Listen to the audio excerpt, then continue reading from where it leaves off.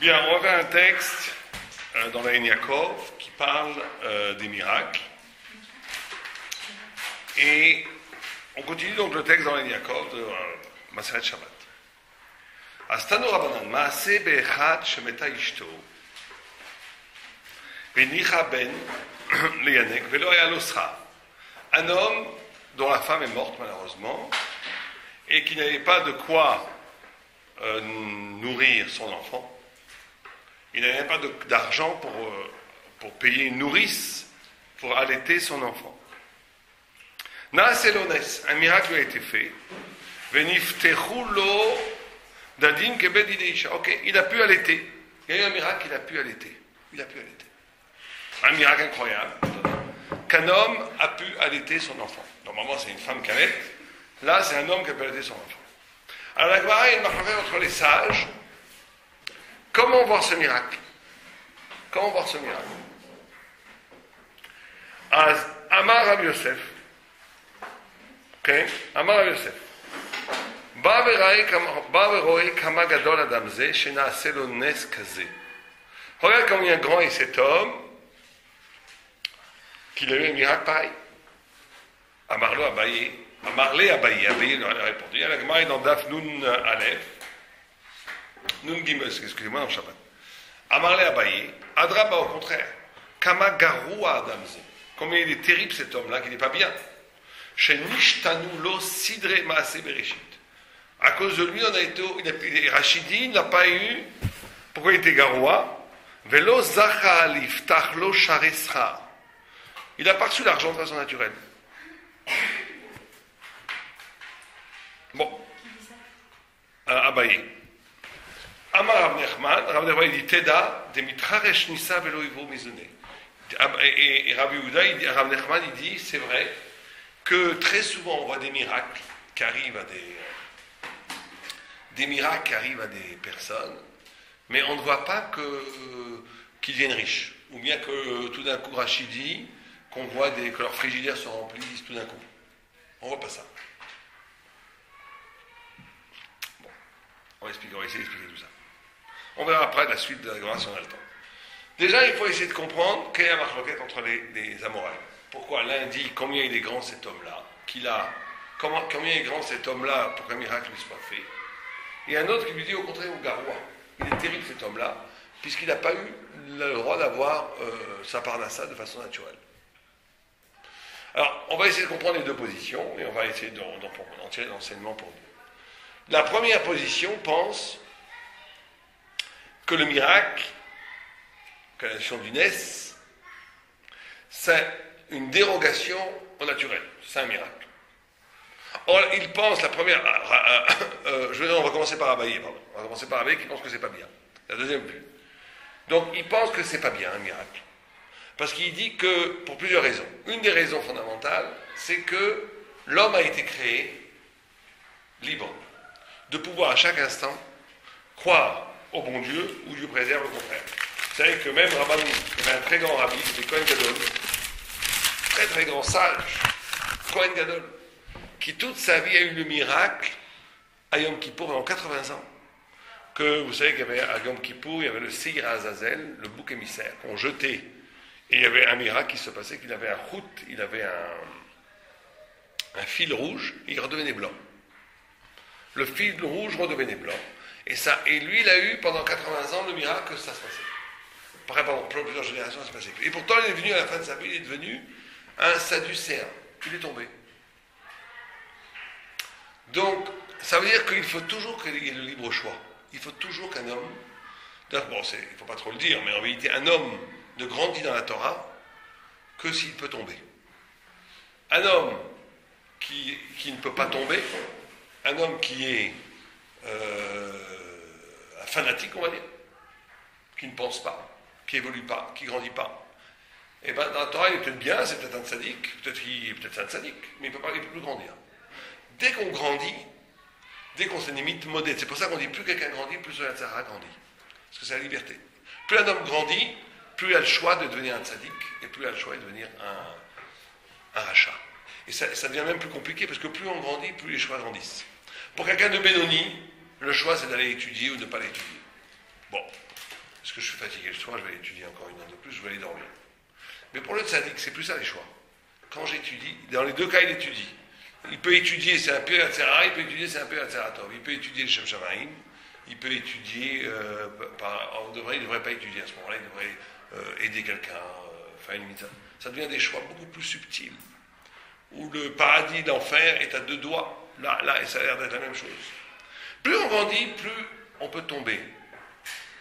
Et donc, il faut qu'il y ait la liberté qui reste possible. Si on n'a pas de liberté, on ne grandit plus. Donc, ce genre de miracle-là, d'après Abaye, c'est très mauvais. Parce que celui-là qui arrive au miracle comme ça, il n'a plus de liberté. Il voit que Dieu est là, il voit que tout est là. Il n'a plus de liberté. S'il n'a plus de liberté, il ne peut plus grandir. Il ne peut plus grandir. Ça, c'est le premier élément qui est donné par les Mefarchim. Il y a un autre élément un peu plus profond, qui est que la fonction...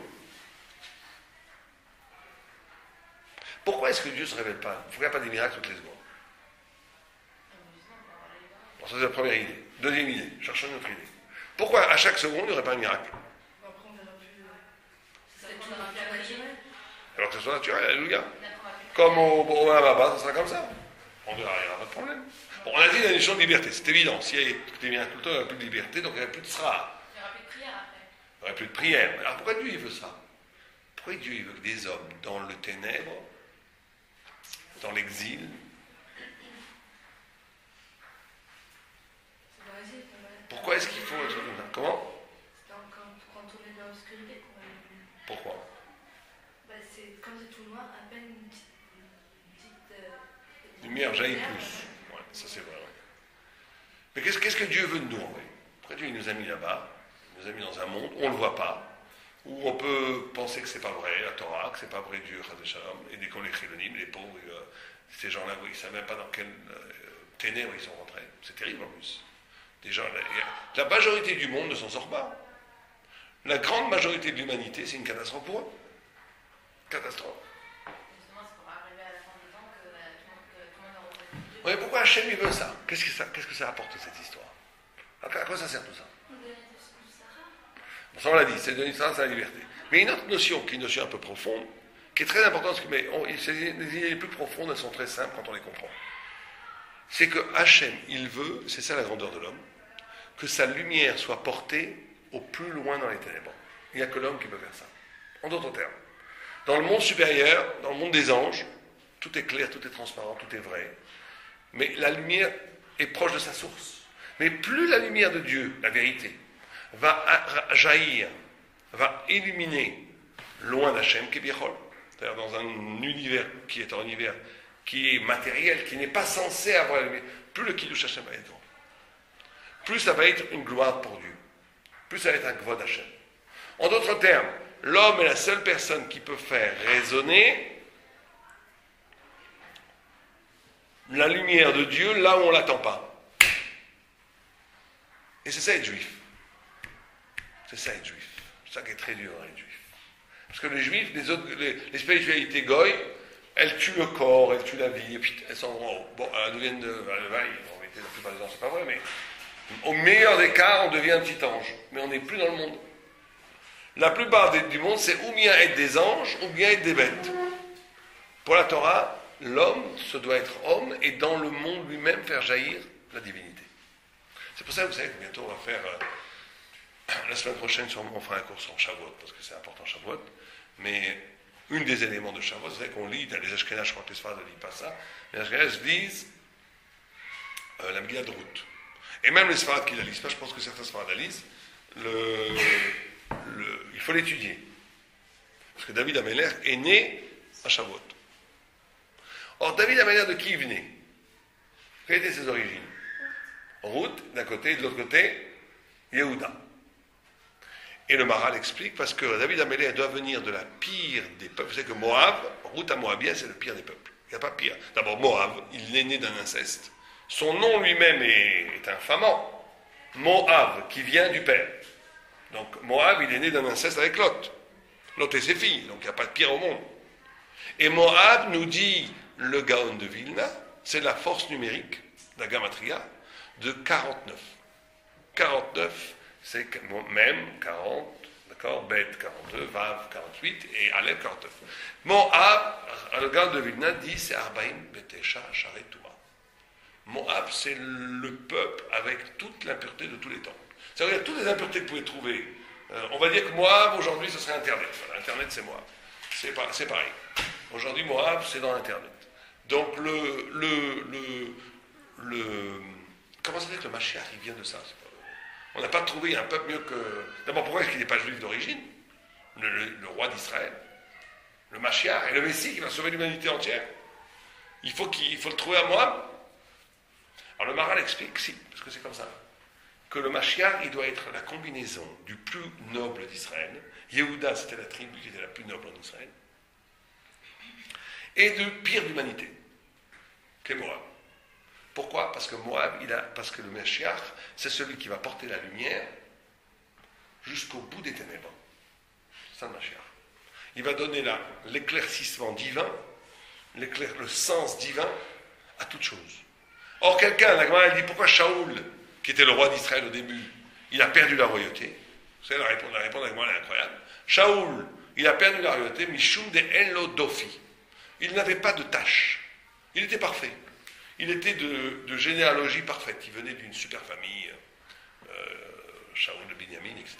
Et donc, comme il était parfait, de sa perfection, de la lumière d'en haut, il ne pouvait pas éclairer en bas, pour dire les choses bêtement. Il ne pouvait pas être shine. Alors que le David Améler, comme il vient du plus haut qu'est Yehuda, parce que si on vient que de Moab, on ne peut pas. On est enfermé dans la bassesse. Quelqu'un qui est trop bas, il ne peut pas éclairer le monde. Donc il faut la combinaison des deux. Il faut le plus grand d'Israël, c'est Yehuda, et il faut le pire des nations, c'est Moab. Et ça permet au Mashiach d'être celui qui va éclairer tous les degrés de l'humanité. Tous les degrés de l'humanité.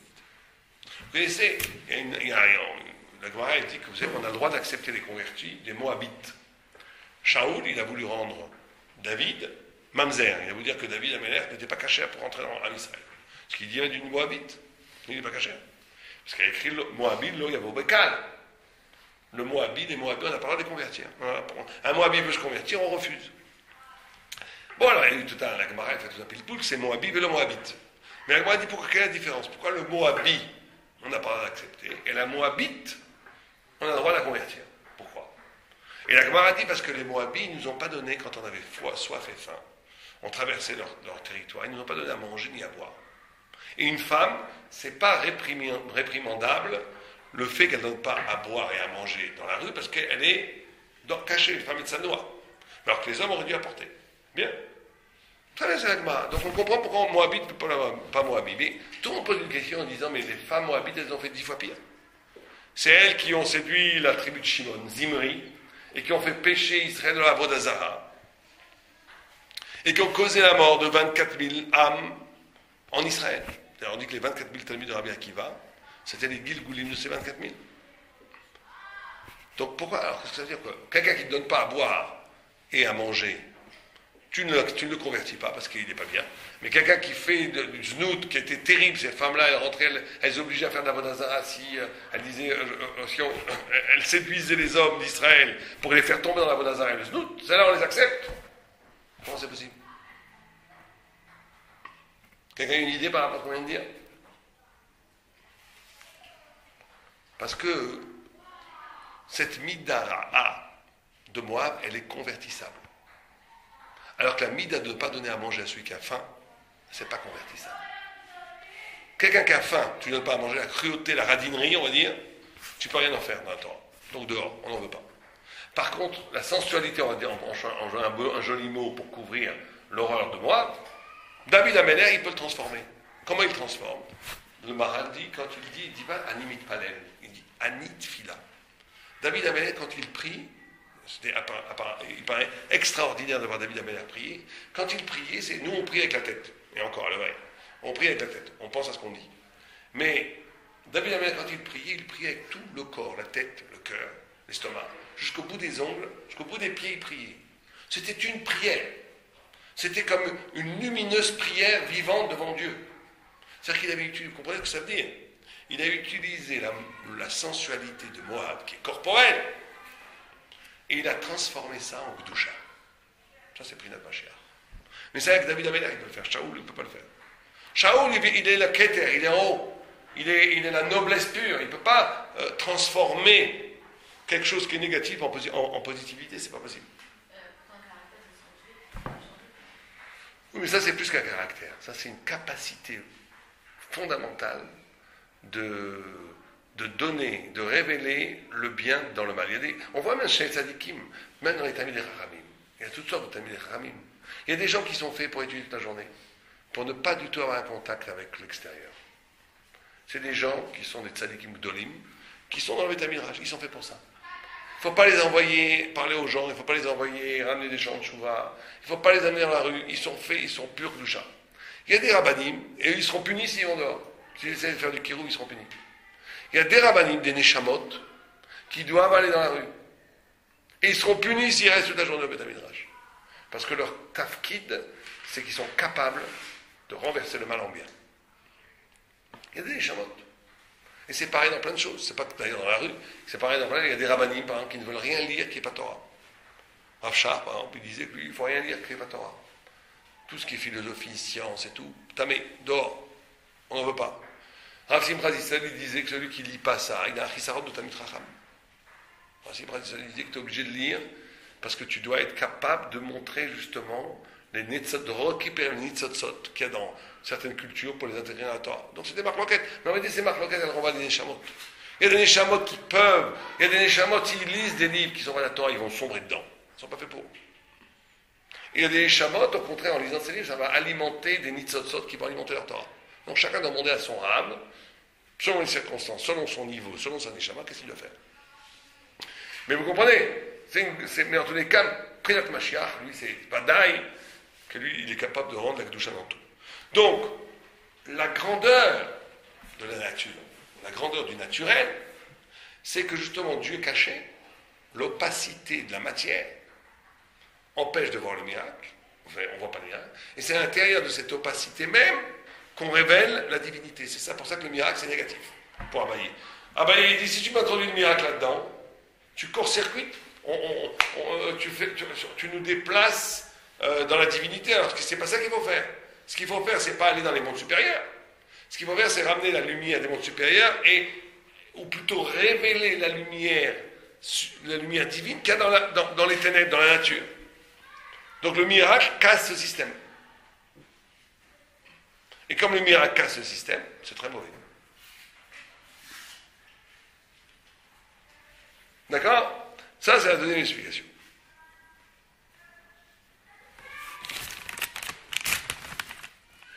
Il n'y a pas de gens par les Tadjikim, ils sont vraiment. Je veux dire qu'ils sont, bon, pas comme Shaoul, mais ils sont un peu en niveau. Comme Shaoul? Non, parce que ouais, Shaoul, la lumière, peut pas parce qu'il est trop parfait. Mais alors, de nos jours aussi, il y a des Tadjikim qui sont. Bien sûr. Comme j'ai dit, il y a des prix notes, ça dépend. Il y a des personnes dont l'avoda, c'est dans la Kabbalah, il y a plusieurs sphirotes. Le Kabbalah est dans le Keter, il est en haut. Ils doivent travailler en haut. Eux, il ne faut pas qu'ils aient, surtout, il ne faut pas qu'ils sortent. Il faut qu'il y ait rien de rôle qui rentre chez eux. Eux, ils sont faits pour travailler la lumière pure. Il y en a d'autres qui sont faits pour travailler le malchut, rentrer dans le monde et faire montrer dans la Torah, dans le monde même,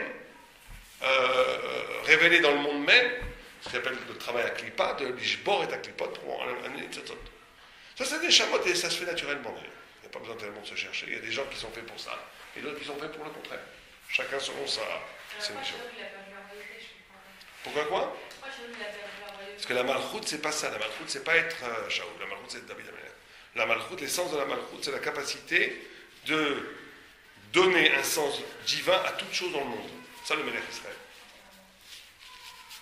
C'est la capacité de montrer, de révéler la lumière divine en chaque chose. Ça, Shaoul ne pouvait pas le faire. Shaoul, il voit Moab, il les tue. C'est la Touma, il n'y a rien à faire, on les tue. Il n'y a rien à faire avec la lumière. David, il vient de Moab. Donc il peut transformer tout ça en Torah. C'est ça, Malchut d'Israël. Bien. Alors, on va lire le Marsha. Le Marsha dit une chose suivante. Pourquoi est-ce que c'était Nishtano Pirouj Rashi Gamki Bevadaya et Alo Srout. Il lui dit, même si c'est sûr que cet homme avait du mérite pour qu'il ait fait un miracle, Mistama, c'était pas n'importe qui quand même. pour qu'il y ait un miracle qui lui est fait, qui puisse nourrir son enfant comme ça. Alors il dit, même si Rachid dit qu'il était garoua parce qu'il n'a pas été zoré de l'iftoar lo sharesra, mais comme garoua, chez Menakim lo misrutov, qui d'amrina le père parle de Bamitzia, shaosim lo nes, de Menakim lo misruyotav. Alors il dit que quel est le problème aussi dans le miracle? Donc là, le marcha, il restreint notre propos. Il dit, le miracle c'est très bien, sauf quand ça t'enlève, ça te vient te sauver, ça te vient te faire du bien. Parce que ça t'enlève ton mérite du Olam Haba. Moi j'ai juste une question. Selon ce qui est dit, ça veut dire que être nourri naturellement, c'est un plus haut degré que être nourri par un miracle. Oui, d'après ça, oui. Bien sûr. Mais tout dépend si on est capable de traduire la nourriture naturelle en relation avec Dieu. Là, naturellement, c'est presque neutre. C'est à nous maintenant de faire le travail. Le travail vient de bas en haut. Le problème du miracle, c'est que ça nous usurpe, ça vient du haut en bas. Donc on n'existe plus. C'est Dieu qui fait tout. Alors que Dieu me donne une pomme à manger. Un sadique qui mange une pomme, c'est un événement extraordinaire dans sa vie. Il mange une pomme. Le goût le rattache au sens. Donc, on a dit que chaque pomme, chaque goût, chaque fruit ouvre le secret d'un sens. Nous, on n'est plus plein de gens ne sont plus sensibles au goût. On mange, on ne sait même plus comment. Chaque goût a le secret d'un concept, d'une idée. En plus, le goût, le sucre, ou l'énergie qui passe dans la nourriture, pour un tzaddik, c'est une relation avec Dieu. C'est comme un enfant qui mange de sa mère. Donc chaque moment où il mange, il est en relation avec Dieu, de façon incroyablement forte, un tzaddik. C'est pour ça que les brachot, il faut les faire doucement, parce que ça nous éveille la conscience. Il faut faire doucement les brachot, avec toutes les kavanotes qui sont écrites en Shulchan Aruch, pour avoir la conscience. Et c'est un événement de manger. En plus, ça fait qu'on ne mange pas trop, c'est bon pour les régimes. Parce que si on fait attention de comment on mange 3 fois moins. Mais c'est en plus plus baril.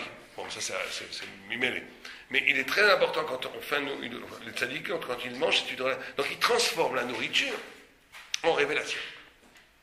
En révélation. Et ça, c'est plus haut que si on est nourri par le miracle. Mais il dit un autre problème, donc le marcha, il dit c'est parce qu'on enlève le sout. Alors là, il faut faire très attention. C'est-à-dire qu'il y a 2 différentes choses. Il y a ce qu'on appelle la bracha, et quand on prie, comme pour nous, quand on prie, il faut faire très attention de ne pas prier pour des miracles. Parce qu'il peut nous arriver des miracles, mais s'il nous arrive des miracles, on va gâcher notre mérite du Olam Haba. Alors que la bracha, c'est quelque chose qui est dans le monde, qui m'est octroyé, qui est fermé. Ça, au contraire, il faut bien sûr prier, il faut prier pour ça. Que ce qui m'est octroyé, ce qui m'est dû et qui n'est pas ouvert s'ouvre, il faut prier, c'est la bracha. Ça, c'est très bien. Il faut prier pour les brachot, pas pour les... Ça, c'est très dur, parce qu'il y a plein de gens qui peuvent arriver à prier pour des choses qui ne leur reviennent pas. C'est pas pour eux. Et donc, à la limite, un jour, ils peuvent l'avoir, mais c'est un miracle. Et en vérité, ils ont perdu une grosse partie de leur Olam Haba, de leur éternité, pour une ch'touillotte. Quelqu'un, je ne sais pas, moi, il doit être...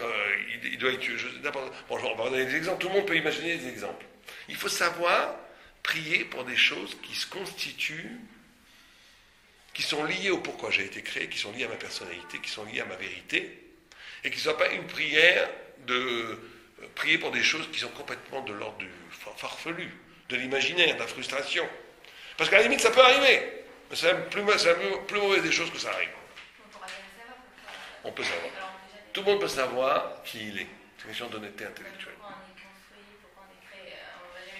On peut savoir. Tout le monde peut savoir. Tout le monde, si on travaille de midot, si on fait un tout petit peu un travail de réflexion sur soi-même, si on travaille, si on est en proximité avec soi-même, si on lit les livres de Moussard, si on fait un travail de Moussard quotidien, très très vite on va savoir pourquoi on a été créé, et très très vite on va savoir qu'est-ce qui me correspond et ce qui n'est pas vraiment pour moi. Ça, c'est des choses qu'on a innocentes quand même, et qui c'est terrible parce qu'il y a des gens qui gâchent leur vie avec ça. Par exemple, comment on choisit aussi son khatan? Il faut faire très attention à ça. Ou son kala. Il faut les choisir pour les bonnes raisons. Il y a des gens qui choisissent son partenaire pour des mauvaises raisons. Pour des choses qui sont en réalité complètement isolées. Et donc après, il ne faut pas s'étonner qu'il y ait des problèmes de shalom bayit. Il faut choisir le khatan par rapport à des choses qui sont essentielles. C'est-à-dire Torah, construire une maison de Torah, construire une maison de limoud, construire une famille de Torah. Ça, c'est des choses qui sont éternelles, qui sont basées dans l'homme. Et une affinité qui ont une affinité. Mais il y a des gens qui se marient, mais c'est n'importe quoi. Qui se marient, je connaissais quelqu'un qui veut se marier avec un Cohen. C'est une folie furieuse. Et des gens, ou bien des gens qui veulent se marier que s'ils reçoivent $300 000. C'est la source après la d'abord. Et en plus, c'est affreux. On dépense son destin profond par rapport à l'argent. Vous comprenez ce que ça veut dire? Ou des choses comme ça. Alors après, il ne faut pas s'étonner que les problèmes de Schlombach, il y a des enfants qui sont tordus. C'est pchita. Ça va forcément comme ça. Il faut faire très attention de faire. Bon, ça, je prends un exemple, mais il y a d'autres exemples. Qu'est-ce que je choisis de faire dans la vie? Qu'est-ce que je choisis comme ça? Il y a plein de choses, plein de choses.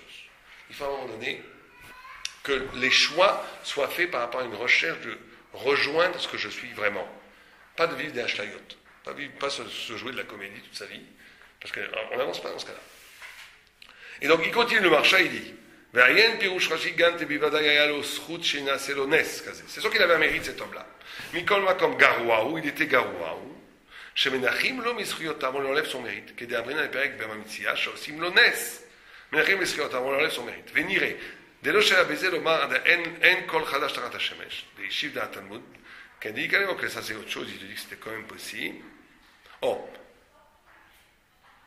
Il dit ce qu'il dit, c'est que pourquoi est-ce que la bracha, elle n'enlève pas du mérite et le nes enlève du mérite? Parce que ça, c'est naturel. Oui, alors ça c'est naturel, ça c'est pas naturel. Mais pourquoi la bracha, j'ai aussi reçu un mérite dans son olam hazé, pourquoi ça n'enlève pas du olam haba? Parce qu'il faut bien comprendre que le miracle ne change jamais l'être, la nature. C'est l'éruption d'un autre ordre, le miracle. Mais ce qui reste, ça reste toujours ça. Certains veulent dire, par exemple, que quand la mer Rouge est ouverte, elle s'est ouverte pour Am Israël. Mais en essence, peut-être que s'il y avait eu là-bas un Polonais, il n'aurait rien vu.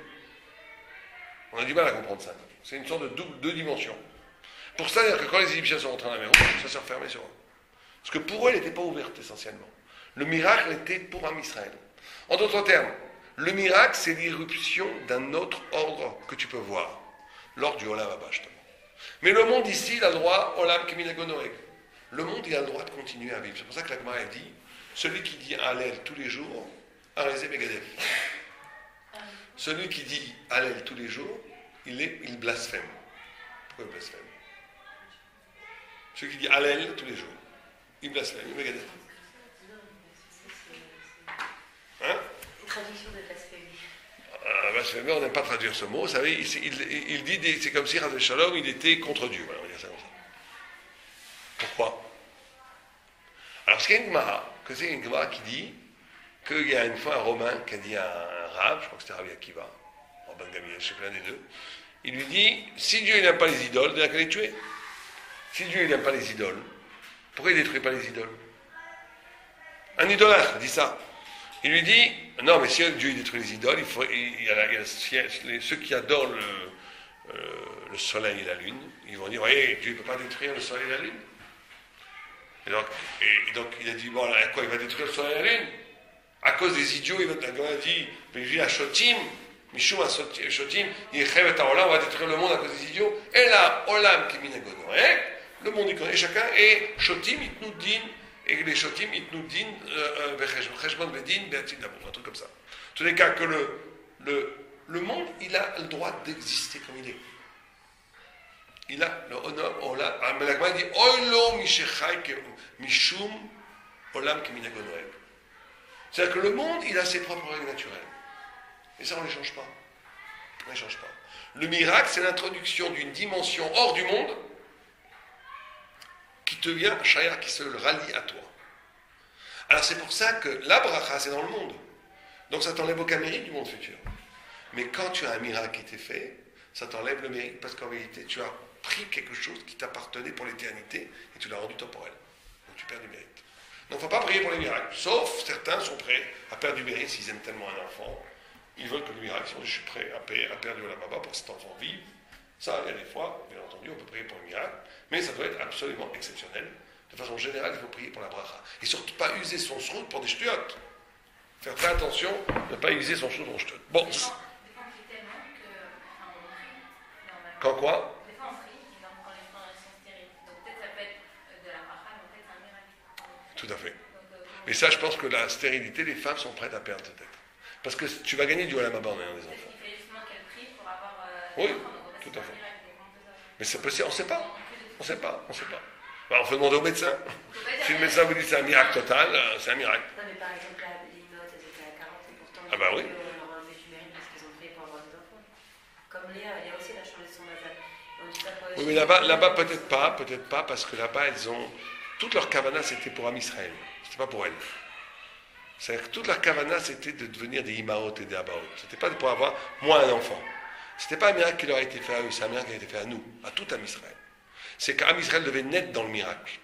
Donc là, c'est sûr on leur a pas enlevé un mérite, parce que c'était pas un miracle comme ici, pour donner à manger, pour vivre, ou pour...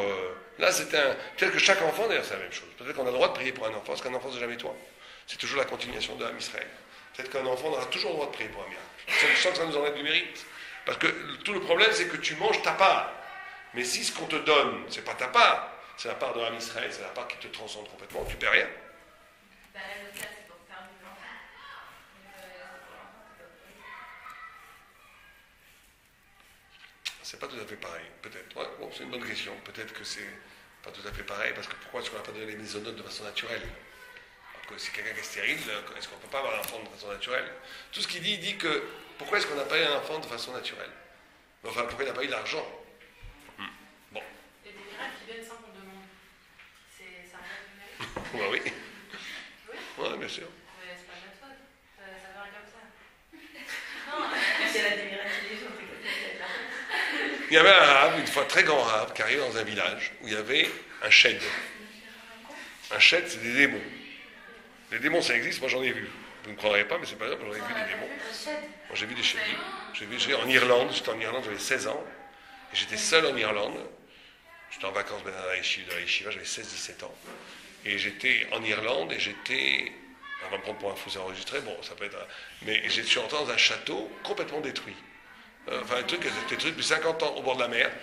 C'était magnifique, un endroit magnifique. Et j'ai dit, je vais dormir là. Tout seul, donc j'avais pas peur du tout à l'époque. Aujourd'hui, je serais mort de peur. À l'époque, j'avais absolument pas peur. À 17 ans, j'étais un fou furieux, j'avais peur de rien. Et donc, je rentre dans le château, et je dors, et en pleine nuit, j'entends. Et moi, j'étais à l'Yeshiva, mais je connaissais rien, je venais rentrer à l'Yeshiva. J'entends, ouais, tout ça, un château immense, détruit, une mappolette, c'était. En plus, la Gemara dit que les chédim sont dans les mappolettes. Regarde. Et j'entends une sorte de danse autour de moi, de coq, qui font un chant complètement fou, le chant. Je dormais, ça m'a réveillé, complètement fou, et une lumière verte comme ça, incroyable. Et je dis un Shema Israël, comme à Levaï, que je dis ça même le jour de Yom Kippour, avec une kavana incroyable, et tout s'est tué. Bon, tout s'est arrêté avec le Shema Israël. vous avez vu une chose? J'ai rien vu, à part cette lumière rouge, verte et le lendemain, il y avait des traces de... Et après, 2 mois plus tard, j'étais à l'Yeshiva, j'ouvre la Gemara Brachot. Et je lis que les Shedim, et je ne connaissais pas cette Gemara encore, j'avais jamais lu cette Gemara, que les Shedim, ils prennent la forme de coq. Et que le Shema Israël est une épée à double tranchant pour tuer les Shedim. Et moi, j'avais dit instinctivement, le Shema Israël de toutes mes forces qui avait arrêté les Shedim. Donc, moi, je peux témoigner que ça existe, à moins que ce soit un rêve, que éveillé, tout est possible. C'est clair, parce qu'il ne faut pas être tout seul. Oui, bien sûr, bien sûr. Mais pourquoi je vous raconte ça? Vous allez faire des cauchemars. Non, mais vous en faites pas. En Israël, il n'y en a pas des Shedim. Non, en Israël, il n'y en a pas. Surtout ici, dans votre séminaire, il n'y en a pas. Non, mais il y a des âmes. Comment? Non, il n'y a pas de Shedim ici. Ici, on a pire que les Shedim, on a le Hamas, mais on n'a pas de Shedim. Donc, les Shedim ici, c'est le Hamas, c'est pas les... Donc... Et en France, Il y a des miracles. Comment? En France, ouais, en France, il y en a qui disent que Rachi a tué les Shedim en France. il y a 6 ans, il y a 10 ans. Oui, mais justement, il n'y en a plus. En tous les cas, en Irlande, on a, je vous garantis. Mais pourquoi je vous raconte ça? Parce qu'il y avait un shed, 7 têtes, la Gemara nous dit, qui est dans une Beth Knesset la nuit et personne n'osait entrer dedans. Et un rave, j'ai oublié les noms, j'ai oublié les noms du rave, un rave apprend que ce grand rave arrive en ville. Il dit à tous ses talmidim que personne n'offre l'hospitalité à ce rave. Que personne ne lui offre l'hospitalité. Oh, tout rave, c'est pas beau. Imaginez Chazoni Sharim, ou imaginez Rav Shteman arrive, que personne n'ouvre les portes. On ne veut pas. Pourquoi? Parce qu'il va aller dormir directement à Beth Knesset. Et donc, il est parti à Beth Knesset, étudier, quand vous ne savez pas où aller à Beth Midrash, il va dans un seul endroit, à Beth Knesset, et tout d'un coup, il a vu ce shed apparaître, et chaque fois il priait, il s'était mishtachavé, il coupait une tête, à la fin qu'il a tué complètement le shed. Et il est arrivé le rab une fois tout content, il lui a dit bravo, t'as tué. Et lui, il a crié dessus, il a dit qu'est-ce que tu m'as fait? Qu'est-ce que tu m'as... Il n'a pas dit parce que tu m'as mis en danger. Ça, il a dit tu m'as fait perdre du mérite. Tu m'as fait perdre du mérite. J'ai utilisé mon mérite pour me sauver de ce gène. Et il était furieux, le tzaddik était, il a dit, donc même si, voilà, pour répondre à votre question, il n'a rien demandé lui. Il est parti étudier à Beth Knesset. Un shed lui est apparu, il lui a coupé les 7 têtes, mais il a perdu du mérite. Bon. C'est pas tellement notre problème aujourd'hui, mais. non, c'est un. Non, parce que c'était une sorte de chef que ça ne suffisait pas, d'après moi, je ne sais pas Israël. Très bien. Donc, maintenant, on va essayer de comprendre l'autre vue. Il nous reste 5 minutes. Pourquoi l'autre vue, elle pense que le miracle, lui, c'est fantastique. Rabbi Yosef, il dit Kama. Rabbi Yosef lui dit que c'est très bien. Bon, alors ça, ce que vous dites, oui. Certains, moi, j'aime pas tellement cette idée, mais je l'ai vu noter. Il dit ça amène la certitude de ce que tu crois. C'est-à-dire que quelqu'un, même s'il croit, il sait que la Torah c'est vrai et tout, quand il voit, c'est mieux. Moi, j'aime pas tellement cette idée, mais elle existe. Parce que j'ai d'autres idées qui disent au contraire. Que la émouna d'Israël, elle ne dépend pas de la preuve. Elle ne dépend pas de la preuve, elle dépend d'une émouna fondamentale qui ne dépend pas que tu as besoin de voir quoi que ce soit. Mais il y a des méfarchim qui expliquent que la grandeur du miracle, mais c'est peut-être pas le chat d'ailleurs, bon, il explique comme ça. En tous les cas, il y a un Rambam qui dit que pourquoi Dieu fait des miracles pour comprendre que le monde entier est miracle. Pour comprendre que tout est miracle. Mais c'est vrai que quand tu vois les choses, tu as une émouna plus forte. Mais d'un côté, moi je pose une couche là-dessus en disant, c'est peut-être une émouna plus forte, mais tu as une émouna peut-être moins forte. Parce que ça veut dire que c'est une émouna que tu es obligé de voir. Alors qu'une vraie émouna, qu'est-ce que tu as besoin de voir? Une vraie émouna, elle ne passe pas par la preuve, elle passe par l'évidence essentielle. Comme je n'ai pas besoin de me voir pour savoir que j'existe, on n'a pas besoin de se voir dans un miroir pour savoir qu'on existe, et bien il ne faut pas avoir besoin de voir pour savoir que tu existes. C'est ça la vraie émouna. Mais bon, peut-être qu'on a besoin à un certain niveau. On est content de voir que c'est vrai. On va dire que c'est comme ça. On est content de voir que c'est vrai. Mais il y a une autre idée aussi, c'est que le miracle, c'est ce qu'on l'a dit, c'est le Rambam, le miracle révèle que tout est miracle. C'est ça la grande idée. Cette idée est beaucoup plus belle dans le Rambam. Rambam, il dit que le miracle révèle que tout est miracle. C'est quand je vois un miracle que je comprends que tout est miracle. Sinon, après, on rentre dans Siba Mesuba, on rentre dans une sorte de... Alors la Gemara, elle finit par un texte qui a première vue n'a aucun rapport. On va essayer de voir le rapport. Maaseh B'Adam Echad. Il y avait une fois un homme, Shenasa Isha Gidemet. Il a épousé une femme qui était Rachidi Yad Katoua, qui n'avait pas de bras ou bien de main. Veloi Kirba Adiom Mota. Il ne s'en est pas rendu compte jusqu'à qu'elle soit morte. Et là on a la même marloquette. Amarab, Bavera, Kamatz, Noua, Ishazo. Combien cette femme est de Sanoua? Chez Loi Kirba Baala, elle a tellement été pudique que son mari n'a pas pu voir qu'il lui manquait une main. Toute sa vie. Amar la Rabichia, Zodarka Berka, elle dit ça, tu dis que ça c'est elle qu'elle mérite. Au contraire, c'est l'homme qu'elle mérite. Et la Kamat Sanoua d'Amze, chez Loi Kirba Ishto, c'est lui qui est de Sanoua, pas elle. Enfin, sûrement elle aussi, mais c'est lui qui a un mérite. Qu'il était tellement de Sanoua qu'il n'a pas. Alors c'est quoi cette marloquette? Quel rapport est-ce qu'on a dit? Bon, comme il ne reste pas beaucoup de temps, on va essayer de faire ça rapidement. D'abord, on apprend 2 ou 3 grands principes. C'est très important de Moussa. C'est que les défauts d'une personne ne sont visibles que s'il n'est pas de Sanoua. Ça, il faut le savoir. Quelqu'un qui est de Sanoua, on ne voit pas ses défauts. Quelqu'un qui est pudique, on ne voit pas ses défauts. Aussi bien moraux que physiques. Parce que la pudeur dans la Torah, c'est pas simplement se cacher.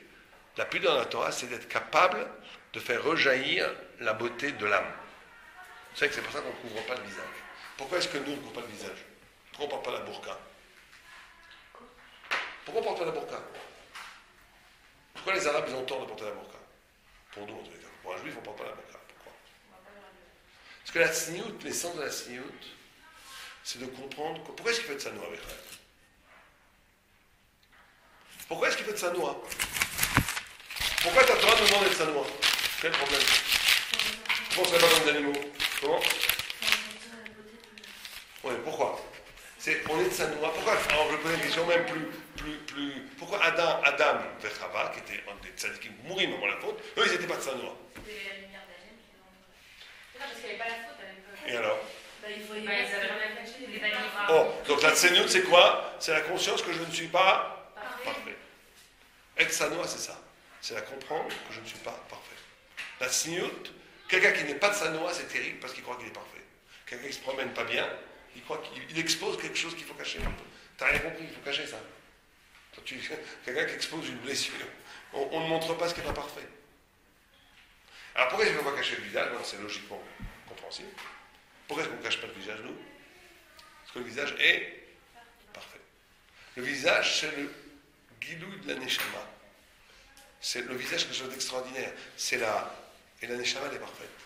Le visage, il est parfait, on ne cache pas le visage. Celui qui cache le visage, il profane la dignité humaine, il profane la tselem eloki.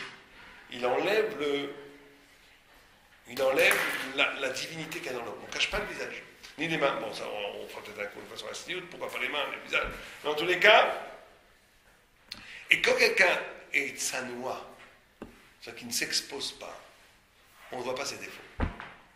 Parce que ce qu'il apparaît, c'est la beauté de l'âme. Et la beauté de l'âme, elle transfigure complètement le corps. On voit ni ses défauts physiques ni moraux.